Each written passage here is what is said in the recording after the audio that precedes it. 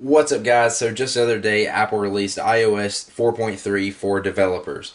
This is a beta. You have to be a developer to get this, but actually have a chance to play around with it. So there's a lot of new features in iOS 4.3 that I thought I'd show you guys, kind of give you something to look forward to. Now, note that some of these features may not actually be in the final release of 4.3, but it's pretty cool to take a look at these. So first off, we're going to start off with the iPad. Now, one of the great features I was really happy they brought back, I kind of gave you options to play around with, is the lock button over here on the side of the iPad, whereas before it was only a portrait orientation where, like, if you want to turn your iPad, you could lock it to a certain orientation. I really like that, actually. And then they actually switched it over in iOS 4.2.1 where you can only use it as a mute switch, and a lot of people are actually furious about that. I actually don't mind it too much because you got the multitasking right over here and you can lock it right there. But now in iOS 4.3, in settings, you can actually choose what that button's going to do for you. You can make it lock your rotation, or you can mute. It doesn't really matter to me. I actually like both, but I'm glad they brought that back and actually give you the option to choose between the two of those. Now, the next new feature they added is a lot of gesture features, and these I think make the iPad like really fun to play with, and it just kind of adds a new experience to it. So these are 4 and 5 finger gestures. The first one, you can scroll up with 4 fingers. Let me do that again for you. Flick it up, and you can actually see the multitasking apps that are running in the background right now. Flick it back down. Now let's open up an app. You can actually use 4 fingers, slide back and forth, and you can switch between apps. I'll do that a little bit slower for you. And there you go, and it actually does it in the order that the apps are right here. So you can switch back and forth between apps pretty quickly. Another new feature, take 5 fingers, pinch, and it will actually bring you to the home screen. I'll do that one more time for you. Okay, here we go. And I just think it looks really cool. And actually, I've been hearing rumors that the iPad 2 may not have a home button. What do you guys think about that? I don't think that Apple would actually do that, but with this new feature, brings you right back to the home screen. It's pretty easy to do it. That could be a possibility, but I just don't see that happening with the iPad 2.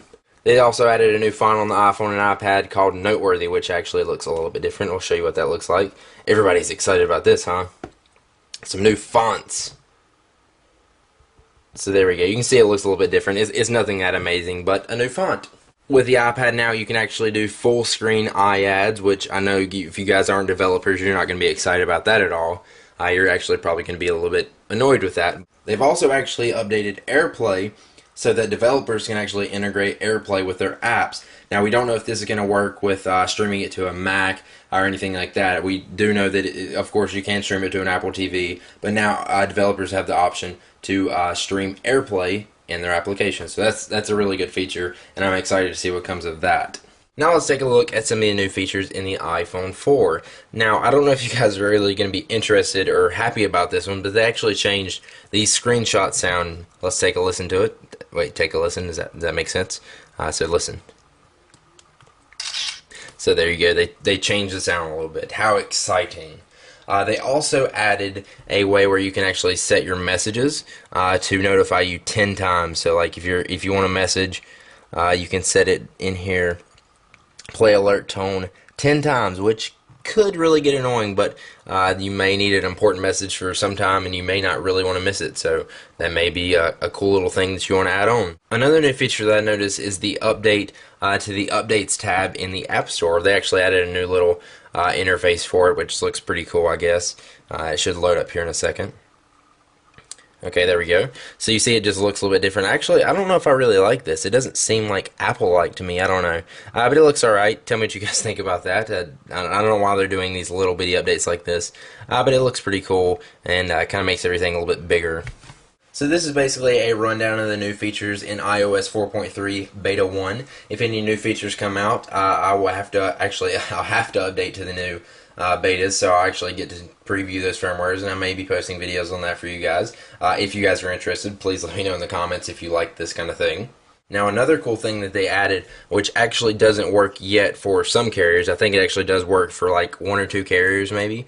In the Settings app, if you go into Settings, General, Network, you can actually see a personal hotspot feature. You guys know the Verizon announcement where they're actually going to be giving you a MiFi hotspot that will work up with 5 devices, and they're actually going to be able to let you do this now in iOS 4.3, at least in the beta. Whether your carrier will support it or not, That's up to them.